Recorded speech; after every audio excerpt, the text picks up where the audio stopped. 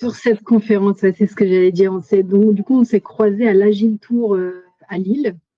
Euh, alors moi, j'étais hyper intéressée par cette conf sur les story points parce que j'ai connu sur chacune de mes missions des façons différentes déjà de chiffrer, d'essayer de mesurer, de effectivement répondre à la question, c'est pour quand. Et tout ça, c'est des sujets qui sont, je trouve, hyper intéressants. Et ce qui m'avait interpellée dans ta conf, c'est justement le arrêter, quoi. Arrêter avec ces story points. Parce que justement, on ne parle que de ça, nous, agilistes ou même non agilistes, mais il y a peut-être des gens ici qui entendent parler toujours des story points à toutes les sauces. Et donc, c'était intéressant d'avoir un autre point de vue, et toujours sur cette méthode du coup du Kanban, qui n'est pas hyper répandue. Et du coup, les deux mêlés ensemble m'avaient vraiment percuté. Et du coup, c'est pour ça que je t'avais demandé de présenter également cette conférence-là, pour un peu étayer le propos. Et je suis persuadée que ça va parler à grand nombre d'agilistes Mmh. ce soir. Voilà. Alors, qui je suis rapidement, parce que c'est pas ça, qui est intéressant pour vous aujourd'hui. Moi, je suis, coach agile, coach produit sur l'approche produit à la Caisse des dépôts et consignations, mais je suis aussi, formateur, indépendant avec, l'organisme international prokanban.org et avec, d'autres, aussi organismes qui parlent de flow, qui parlent de design organisationnel comme ThemeFlow ou Orthopologies. Et puis, depuis un peu plus d'un an maintenant, je suis un musicien augmenté par l'IA. J'ai sorti un premier album sur, Kanban. Donc c'est un album à titre pédagogique. Donc si vous écoutez les chansons, et si vous mettez peut-être, les sous-titres parce que c'est en anglais, vous devriez apprendre des choses. Et pareil, vous pouvez aller sur l'album, il est disponible sur, les, 180 plateformes audio, du monde. Je ne savais pas qu'il y en avait autant. C'était une surprise quand j'ai découvert ça. Alors, aujourd'hui, je vais vous parlais donc, de StoryPoint, mais je remercie d'abord Extia et Anaïs, de m'inviter et je remercie aussi, toutes ces personnes-là, que vous voyez à l'écran. Si vous ne les connaissez pas, ce sont les personnes qui ont, amené, le manifeste agile à être, créé en 2001. Donc, des personnes très influentes dans ce monde, agile, qui ont créé, plein de choses, diverses et variées. Alistair Cockburn a créé, son framework, son approche. Il y a eu, l'extreme programming qui avait été créé, auparavant et cetera. Donc ils ont fait des super choses, mais bah, pas tous, ou des fois, il y a eu des petits ratés, ou en tout cas, ils pensaient que c'était une bonne chose et ça a été très mal utilisé. C'est le cas de Ron Jeffries, qui est le créateur de l'extreme programming en 96, avec, d'autres camarades. Il n'était pas tout seul dans cette histoire. Il y avait aussi Ken Beck et Ward Cunningham. Dans l'extreme programming, ils ont amené, cette notion de jour idéal. C'est-à-dire que, on leur posait la question: «Mais quand est-ce que vous allez avoir terminé?» Ils avaient besoin d'estimer le travail et cetera et ils se sont dit: «Bah, tiens, si on se met en binôme et qu'on nous fiche la paix, bah, c'est ce qu'on va appeler un jour idéal. On devrait réaliser, telle chose, telle tâche, telle fonctionnalité» et cetera et puis, donc ils estimaient leur fonctionnalité, avec ce jour idéal. In fine, le jour idéal n'existait jamais puisqu'on les embêtait toujours. Il y avait toujours des interruptions, il y avait des urgences et cetera et donc ils ont fait une conversion. Ils ont dit: «Bah, un jour idéal, en fait, c'est 3 jours réels pour un binôme de dev, hem, si, voilà, si on nous fiche la paix quand même un petit peu». Du coup, il y a déjà un petit truc, je me dis que là, les créateurs, du manifeste agile ont oublié, c'est, la notion de simplicité. Parce que, là, déjà, dans la tête de certaines parties prenantes, il fallait qu'ils fassent un calcul 1 égale 3. Qu'est-ce que tu me racontes? Pourquoi tu m'as estimé, la chose, à 3 jours idéal et puis finalement ça en prend, 9, dans la vraie vie? Je comprends rien. Donc ils se sont dit: «Bon OK, le jour idéal, c'est trop proche de la notion de jour, quotidien qu'on vit, donc on va transformer le jour idéal en story point» et c'est comme ça qu'est née cette notion. Donc c'est une estimation en jours, calendaires, 3 jours, calendaires, avec ce facteur de, bah, on n'est jamais tranquille et donc on a toujours des interruptions. Donc ils ont gonflé ce chiffre de jour idéal à 3 jours pour un binôme de dev. C'était en tout cas pour eux, dans l'extreme programming, c'était leur définition. Donc bon, déjà la simplicité, aïe, on a un peu oublié déjà la notion. Mais c'était une bonne chose parce que c'était un super outil de conversation et il y a James Graining dans son bouquin Agile Estimating and Planning qui a popularisé tout cela avec Mike Coyne en 2002 par l'exercice de planning poker. Alors, pour ceux qui ne connaissent pas ce que c'est, bah, tout simplement, l'équipe se réunit autour d'un sujet, discute du sujet, de la fonctionnalité, de la tâche à accomplir, et puis va se dire, OK, maintenant qu'on a eu la conversation, on a tous à peu près, je pense, compris la même chose, mais on va voir si on a compris la même chose. À combien on estime le sujet pour le réaliser. Et donc, comme au poker, on prend des cartes avec une certaine valeur. Alors souvent, c'est la suite de Fibonacci qui est utilisée. Une suite 1, 2, 3, 5, 8, où à chaque fois, on somme la précédente valeur. Donc, ce n'est pas une suite linéaire. Et donc, on est masqué. Et puis, à un moment donné, on se dit, bah, c'est bon, tout le monde a choisi sa carte. On va voir ce que ça donne. Et c'était un outil de conversation, et c'est toujours un outil de conversation hyper puissant, parce que quand on voit qu'il y a des grands écarts, bah, ça veut dire que potentiellement les personnes sur la table là, n'ont pas compris, la même chose, n'ont pas la même idée de comment résoudre le problème ou de réaliser, la tâche, la fonctionnalité. Donc s'il y avait des écarts, bah, on rediscutait, jusqu'à, trouver, bah, la solution est faite, effectivement peut-être meilleure, plus idéale et puis, on refaisait une passe d'estimation pour voir si, cette fois-ci, on avait, une compréhension commune. Donc ça, c'est encore très intéressant à faire, comme exercice pour voir si en équipe, on a bien compris. Le problème, c'est que ce fut rapidement utilisé pour comparer des équipes. Or, on n'a pas tous le même contexte, les mêmes compétences dans l'équipe, la même complexité, sur nos sujets.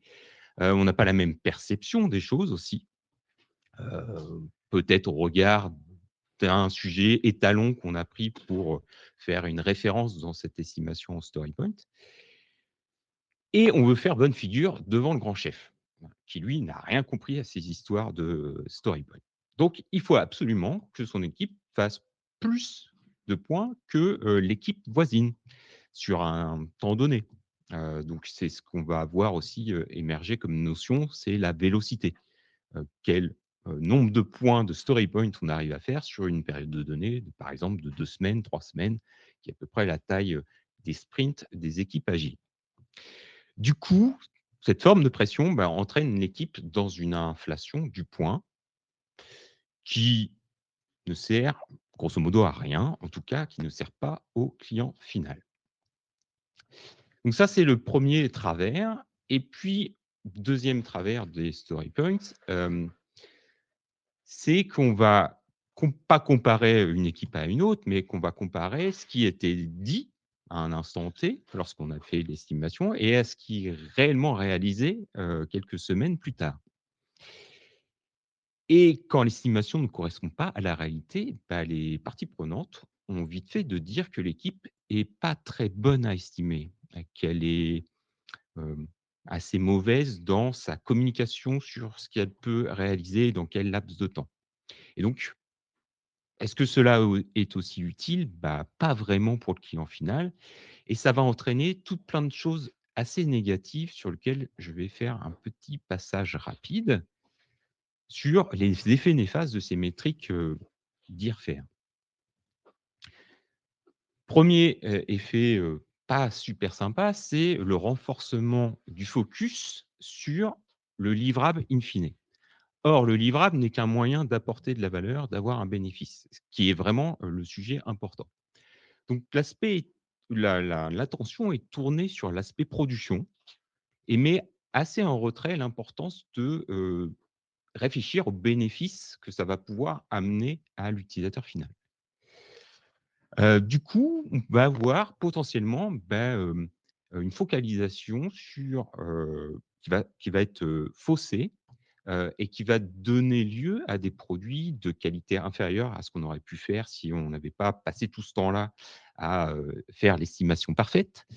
Hem, pour autant, peut-être en ayant le bon volume de livraison, cette bonne vélocité, parce que par ailleurs, on va avoir, peut-être gamifié le système qui est un autre effet néfaste, je reviens tout de suite après.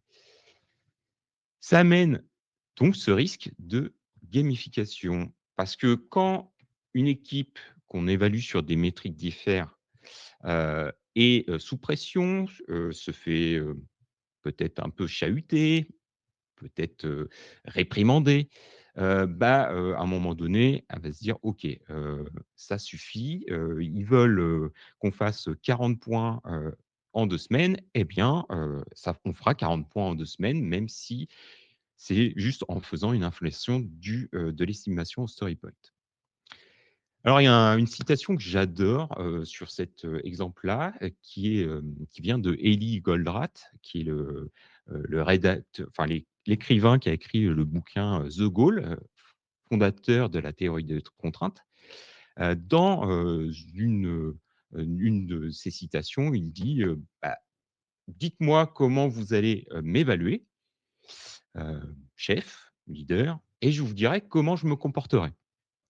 Si vous m'évaluez de manière illogique, ne vous plaignez pas que j'ai un comportement illogique». Donc on est vraiment en plein dans ça, et ça, je l'ai constaté, maintes et maintes fois. Et puis par ailleurs, soit on va faire des promesses, minimisées, et du coup, on va être en état, de surproduction par rapport à ce qu'on avait, dit. Mais comme ça, on va paraître, hyper performant, alors qu'au final, on pourrait certainement être plus performant, mais dans un autre sens. On va peut-être sélectionner des choses faciles pour paraître comme ça, et puis, in fine, tout ça compromet à la transparence, et la transparence, c'est quand même un sujet qui est hyper important pour, le succès d'une organisation. Autre, effet, assez, dommageable, c'est, de d'accorder une trop grande importance à ce moment d'estimation, et donc d'y passer un temps assez, conséquent. J'ai déjà vu des équipes faire 2 évaluations de story point en 1 heure. Hein, une équipe de 8 personnes occupée à 1 heure à discuter, et à pas arriver à se mettre d'accord entre, ça vaut un 5 ou ça vaut un 13.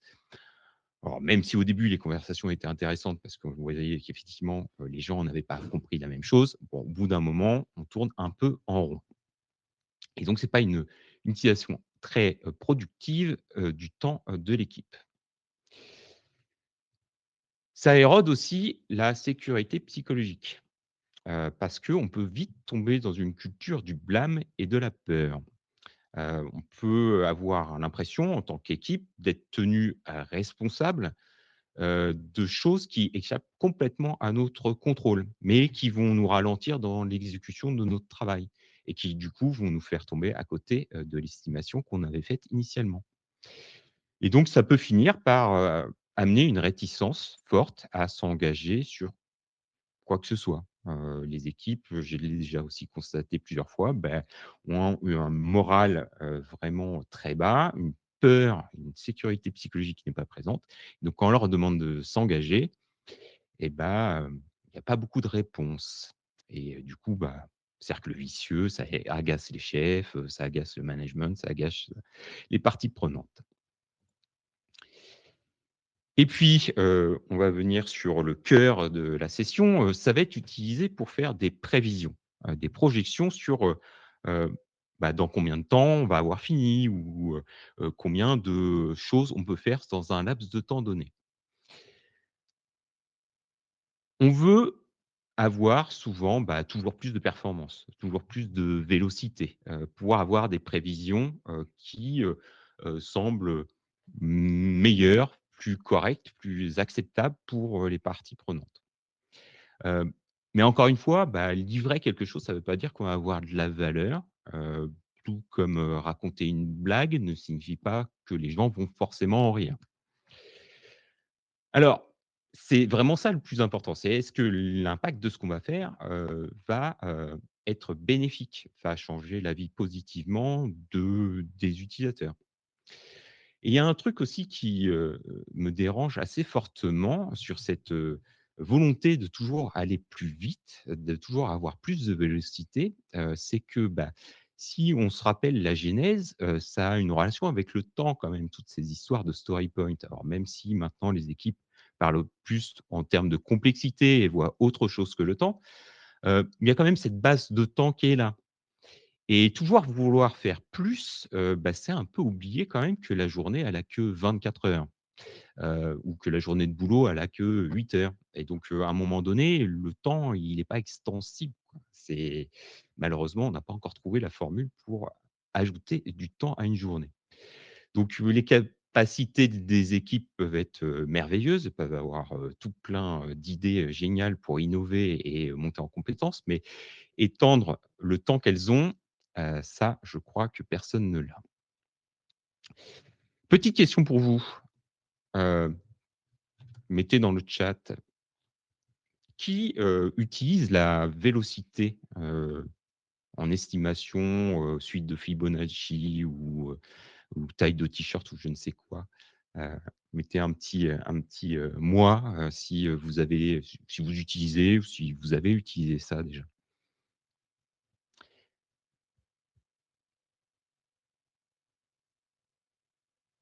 OK, pas tout le temps pour Arthur. Ah, Vivien, alors, je vais peut-être te sauver, Vie. Je vois qu'il y a peut-être une petite douleur derrière ça. OK. Donc c'est assez classique, dans le monde agile, hein, c'est d'ailleurs assez compris comme quelque chose qui fait partie du framework Scrum, alors qu'en fait, si vous lisez les quelques pages du guide Scrum, bah, il y a pas. Mais bon, c'est un mythe qui est dur à casser. Le problème de la vélocité, c'est que c'est in fine une moyenne qu'on fait sur, bah, un certain nombre de story points, qu'on a pu dépiler, pendant un temps donné. Et à votre avis, pareil dans le chat, quelle probabilité de réussite a un plan basé sur une moyenne en pourcentage? 0, 20, 50, pas beaucoup.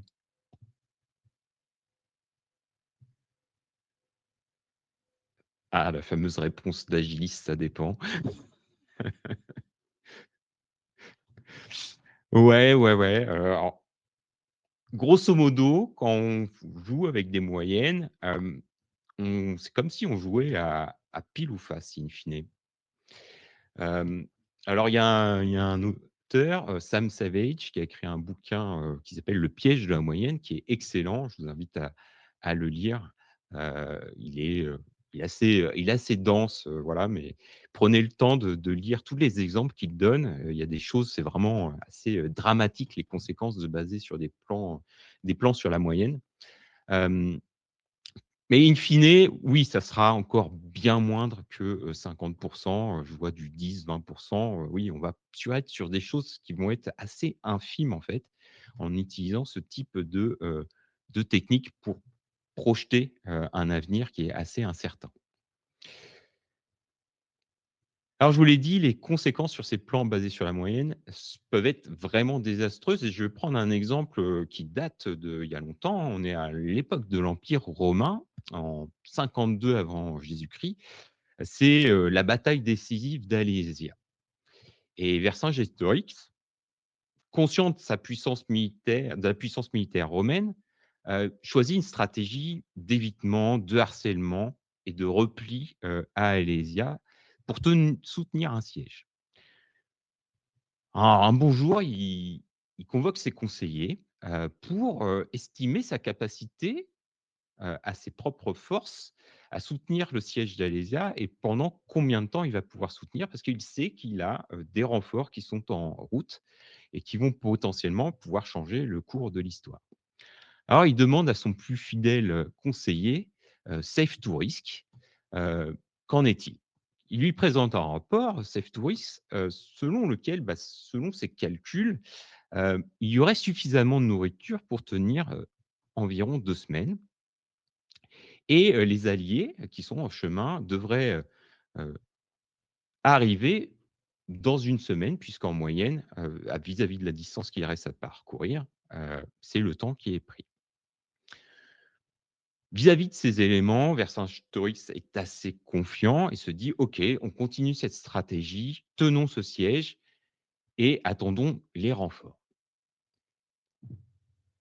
Quelques jours plus tard, malheureusement, il commence à avoir écho que, les troupes, n'arrivent plus à être, nourries à leur faim, qu'il y a, une perte de force dans les troupes, due à un manque de nourriture et reconvoque, son fidèle conseiller Seftourisk et il lui demande: «Mais qu'est-ce qui se passe? Tu m'avais dit qu'il y avait assez de nourriture pour, 2 semaines et on n'a même pas franchi la première semaine que déjà on en manque, et où sont nos alliés? Donne-moi des nouvelles». Alors, Seftourisk, un peu penaud, dit: bon, pour la nourriture, eh bien, malheureusement, les Romains nous ont, attaqués à un entrepôt. On a perdu beaucoup de vivres et ça, bah, ça, je ne l'avais pas prévu.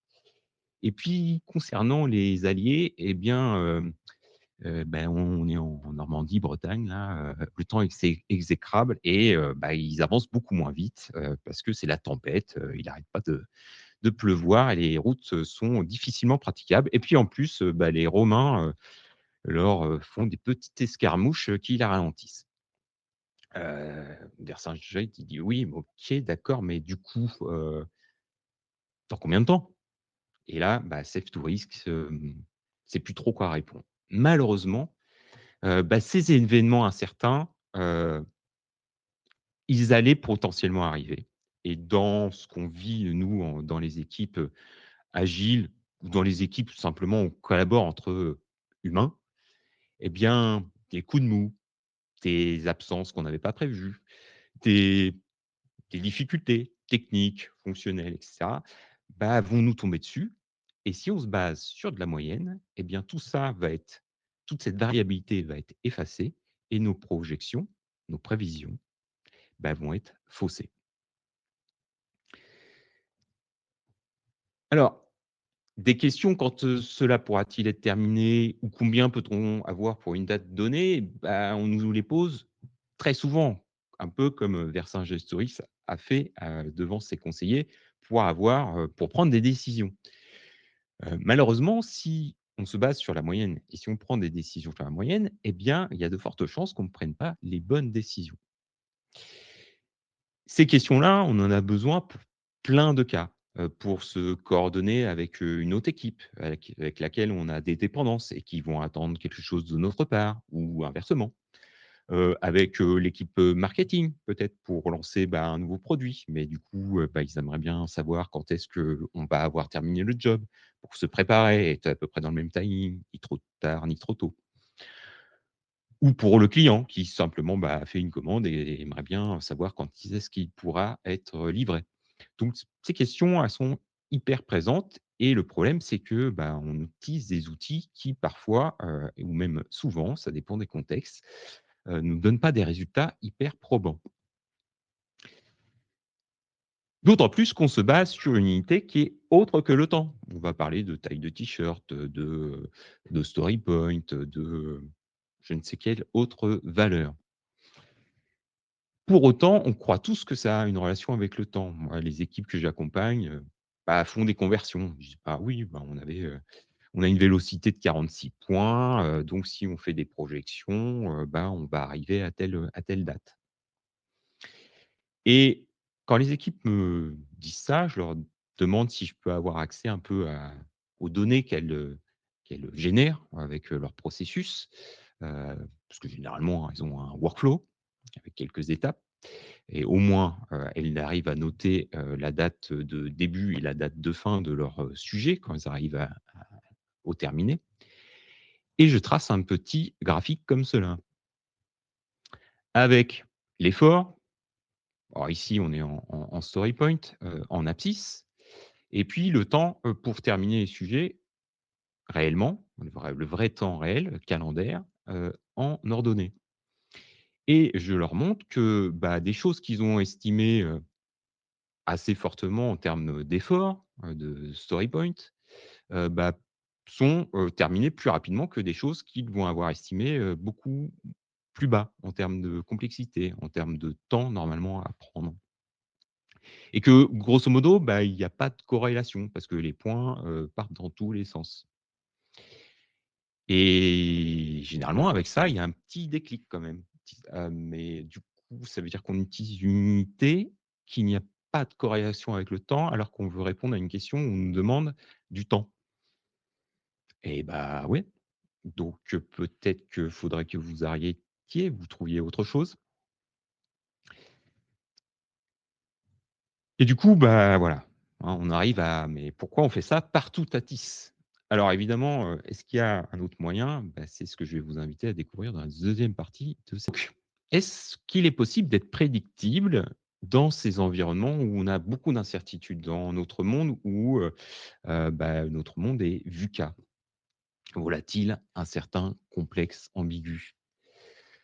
D'autant plus que, le cerveau humain a tendance à surestimer ses capacités, à être une proie facile aux préjugés, à tomber aussi, dans la pensée de groupe, à se faire influencer et puis à être assez impuissant dans l'intégration de multiples, de très grands nombres de paramètres de données et enfin, bah, parfois aussi, ça arrive à se laisser emporter par ses émotions. L'antidote à tout ça, à mon sens et au sens de Pro Kahneman et de mes collègues de Pro Kahneman, bah, c'est, l'utilisation de métriques factuelles. Pour basculer d'une vision déterministe, où on va dire, bah, ce sujet vaut, 5 points ou on aura terminé, le 28 février, à un modèle mental où on va parler en termes de probabilité. Donc à une vision plutôt stochastique de, ce que le monde est, de ce qu'on va pouvoir générer et de ce qu'on va pouvoir, faire dans le futur. Et vous allez me dire: «OK, c'est des mots peut-être un peu savants, et concrètement, on fait comment?» Eh bien, tout simplement, peut-être, par exemple, en commençant par mettre tous les sujets que vous terminez dans ce type de graphique qui est un graphique de nuages de points, des temps de cycle pour réaliser vos sujets. Donc, vous avez l'axe calendaire, en abscisse et en ordonnée, vous avez le temps de cycle. Donc vraiment le nombre de jours que prend un sujet, entre le point où il est démarré et le la date où il est terminé. Puis on rajoute un petit +1 pour pas qu'il y ait de valeur à zéro. Chaque fois qu'il y a un sujet, qui se termine ou plusieurs sujets qui se terminent, bah, sur ce type de graphique-là, vous allez mettre un petit point à la date où il s'est terminé et puis avec le nombre de jours qu'il a pris pour se terminer. Et puis ça va vous donner, bah, ce genre de dispersion, de variabilité, au travers des sujets que vous adressez. Alors bien sûr, faut qu'on regarde des choses cohérentes, hein. On peut mettre, sur le même graphique, des choses, qui sont très différentes, hein. Par exemple, on peut mettre sur un graphique, des fonctionnalités et puis, des projets. Mais pour faire un projet, bah, il faut peut-être faire, 25-30 fonctionnalités. Donc évidemment, le gap en termes de temps pour réaliser un projet et faire une fonctionnalité sera énorme et donc je vous invite, si c'est le cas, bah, à colorer vos petits points pour distinguer les éléments qui circulent dans vos workflows et savoir, qu'est-ce que vous êtes en train de regarder.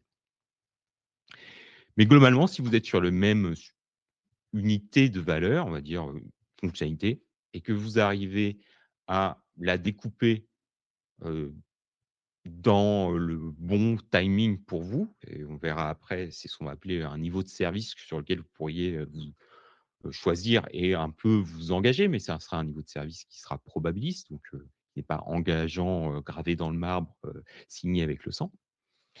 Bien, vous allez avoir une variabilité qui va être plus ou moins contenue.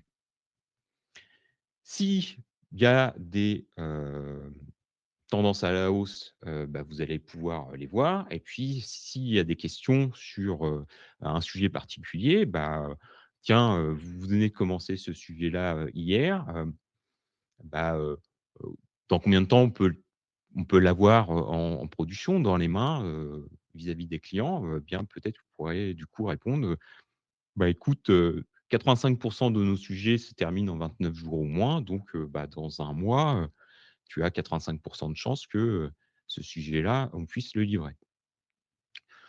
On prend, les centiles qui vont bien, donc là, par exemple, cette équipe-là, depuis avril, elle termine 70% du temps, ces sujets, ces éléments de workflow, en 22 jours ou moins.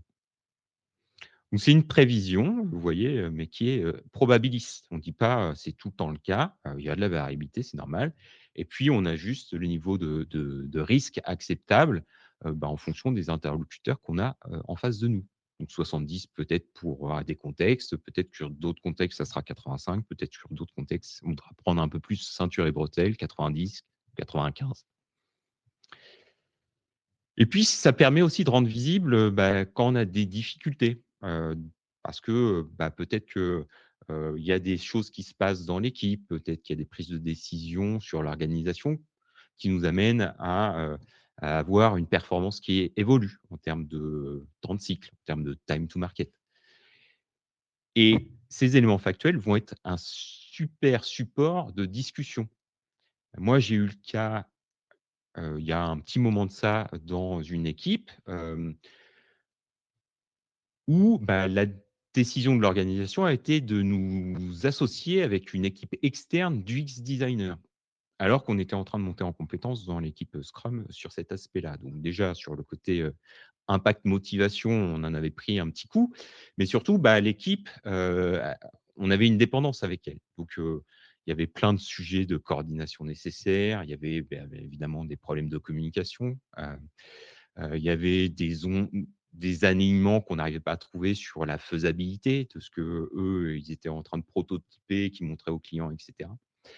Donc ça a été, un événement assez, désagréable, sur lequel, moi j'étais, le simili product owner, de cette équipe-là à l'époque et heu et où, grâce aux données factuelles, j'ai pu montrer, après quelques semaines que, ça a été une super mauvaise décision parce que, on avait en termes de performance, en termes de time to market, fait, une chute, libre.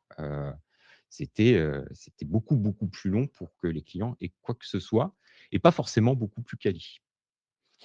Donc tout ça, je la raconte, dans, une histoire, sur mon blog, et je vous explique aussi ce que c'est que cette map. C'est la map de Org Topologies, si vous ne connaissez pas et donc je lis Org Topologies et la stratégie Kanban.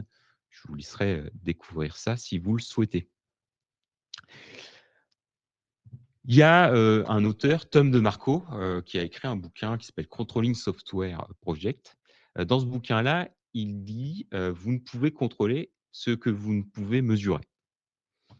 Je suis assez d'accord avec lui, mais j'ai envie de transformer sa petite citation en, «On ne peut améliorer si on ne mesure pas les choses». Il faut mesurer les choses, sinon on va pas avoir le bon indicateur pour savoir où, quoi, qu'est-ce qu'il faut mesurer, où est le goulet d'étranglement principal de notre processus et cetera et cetera.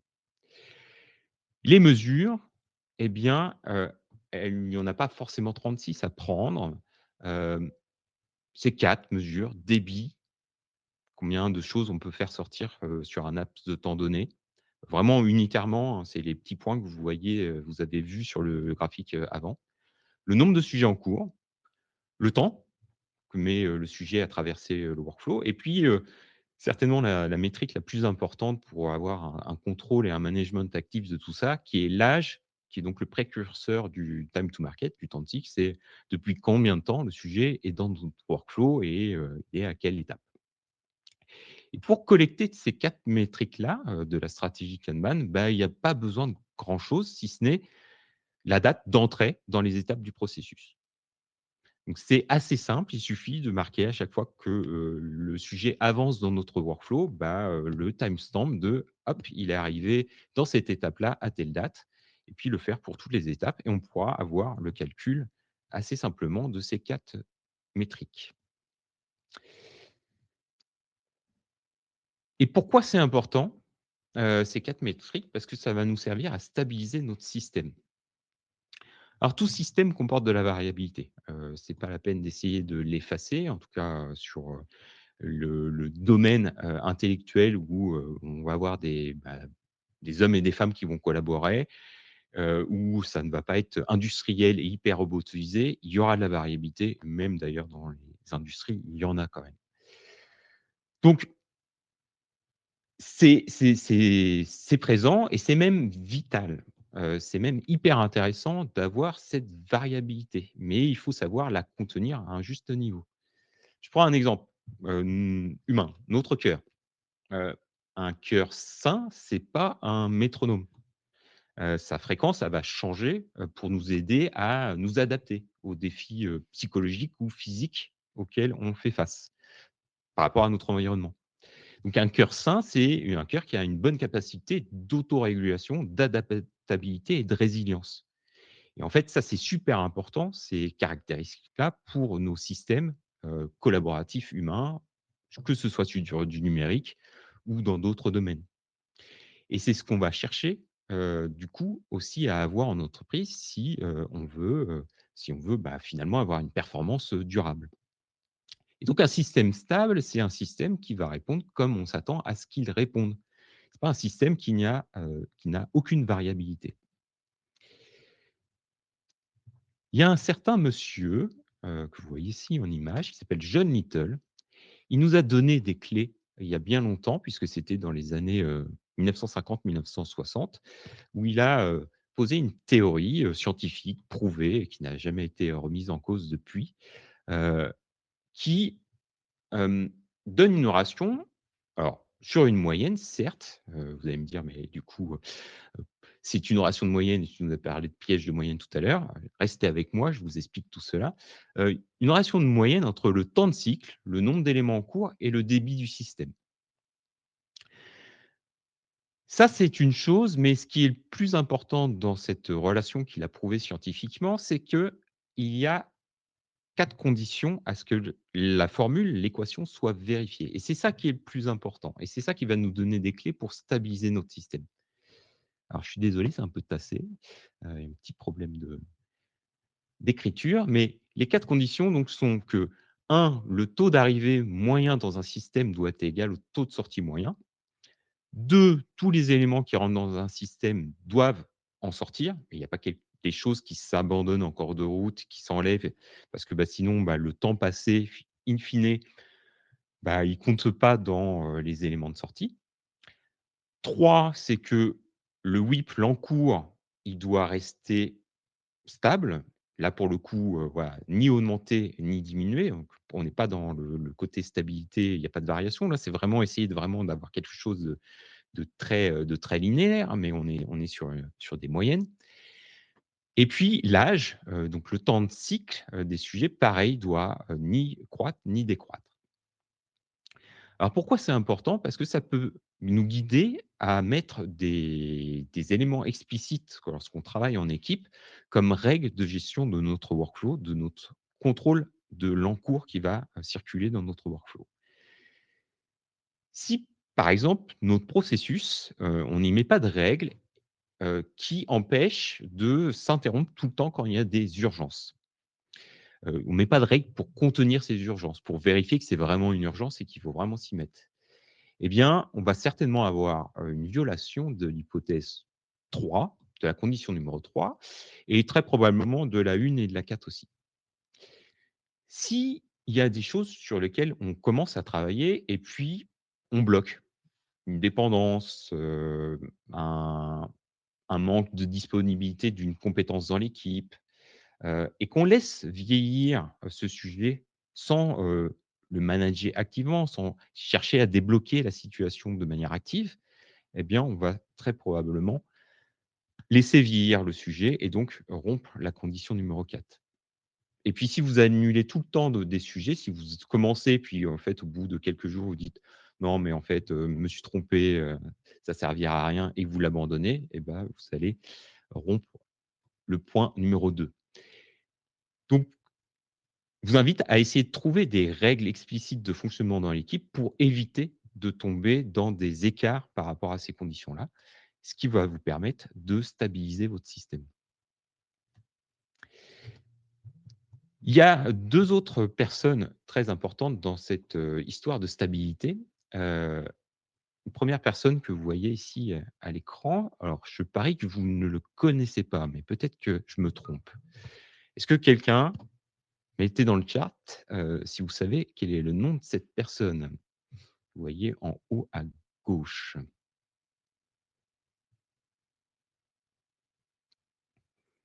Si vous ne savez pas, vous pouvez mettre le «je ne sais pas». Je puisse savoir s'il y a encore des gens qui m'écoutent.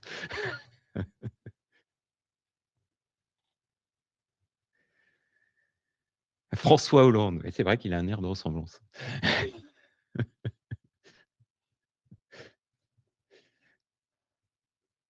Non, pas d'idée? OK. Alors effectivement, il est très peu connu, alors que pourtant c'est une pointure, c'est Walter A. Schwartz. Alors c'est une pointure parce qu'en fait, c'était le mentor, d'un monsieur bien plus connu certainement, heu, qui est lui, qui est Edward Deming. Ah peut-être que ça sonne un peu plus dans les oreilles. Edward Deming. Heu, donc Edward Deming, c'était le padawan de Schwartz. Et c'est 2 grands pontes de la théorie de la variation. Edward Schwartz, c'est dès les années, début des années 1900 et Deming un peu plus tard. Ils ont posé donc, la théorie de la variation, qui hop, j'arrive plus à faire avancer, voilà, qui pose 2 événements qui peuvent arriver, dans tout processus. Des événements exceptionnels qui vont avoir un très fort impact, qui vont faire que le processus va échapper à tout contrôle et puis, des causes routinières, la vie de tous les jours, quoi, qui ont peu d'impact, en fait, sur la stabilité du processus puisque, finalement, c'est sous notre contrôle.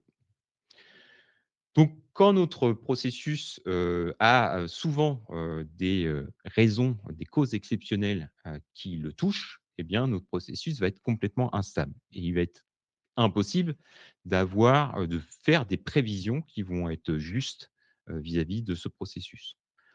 Donc des causes exceptionnelles, prendre des exemples, hein, tournoi de Roland-Garros, cause exceptionnelle qu'on ne peut pas contrôler, la pluie.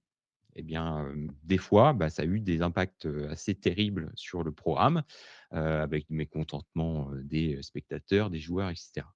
Bon, c'est d'ailleurs pour ça que, du coup, ça, ils l'ont bien identifié. OK, la pluie, elle est vraiment gênante, donc on va, faire des investissements pour mettre un toit et comme ça va moins nous impacter. Donc ça, c'est super important, de classifier ces éléments-là. Alors là, je vais pas avoir le temps de vous donner, ça dans cette session.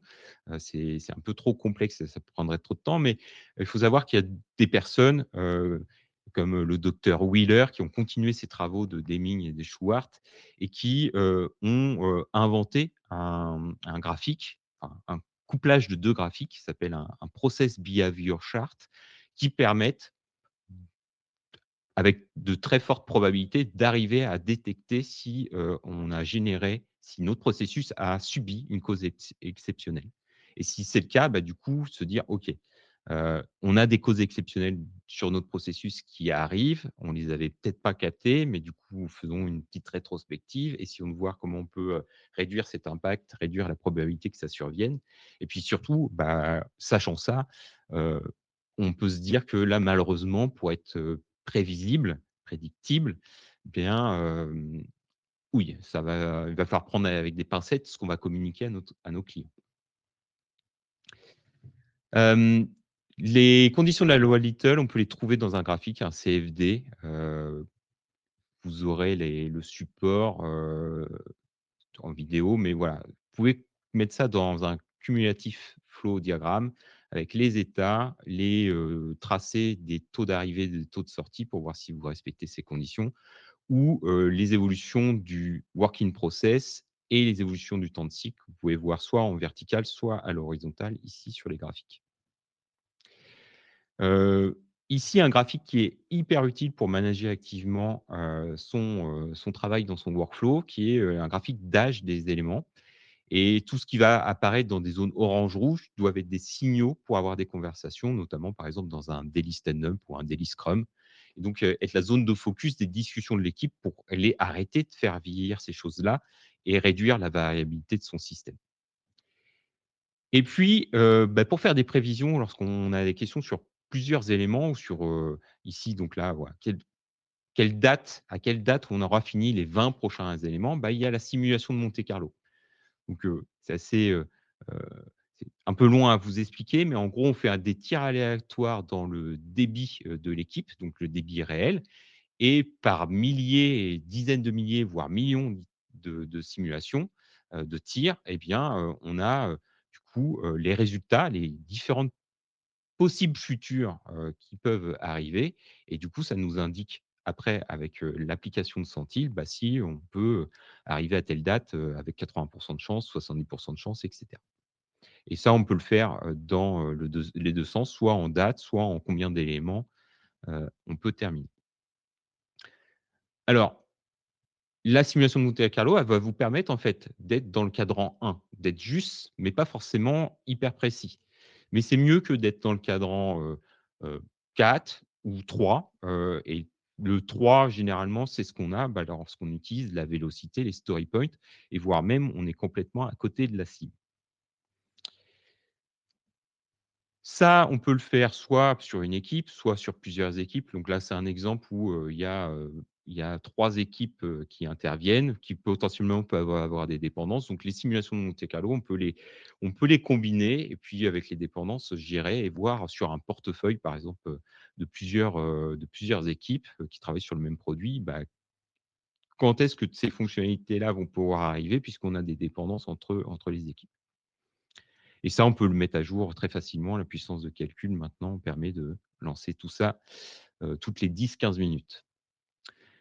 Et je vais conclure parce que tout ça, c'est bien, pour avoir, OK, de la prédiction sur notre livraison.